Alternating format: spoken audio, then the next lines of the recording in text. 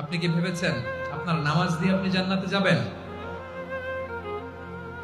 আপনি তাহাজ্জুদ গুজার, সেজদা দিতে দিতে কপালে দাগ ফেলেছেন, এটা আপনারা জান্নাতে নেবে না। আপনি এলাকার সবচেয়ে বড় হাতেম তাই দানশীল, এই দানের ভরসায় বসে আছেন। কুশ্চিন কালো ভাব।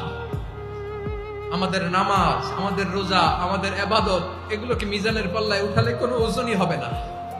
তবে আমাদের একটা কৌশল জানা আছে, আমরা আল্লাহর রহমতের ভিখারি। আমরা সেদিন আগেই গুনার স্বীকৃতি দিয়ে দেব।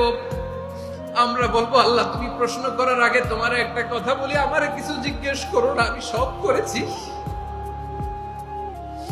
এমন কোন পাপ নাই যে পাপ আমারে দিয়ে হয় নাই।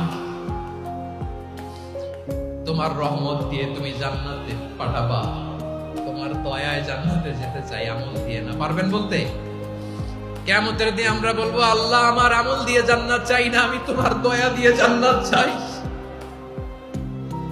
তোমার দয়া ছাড়া আমার কোনো উপায় নাই।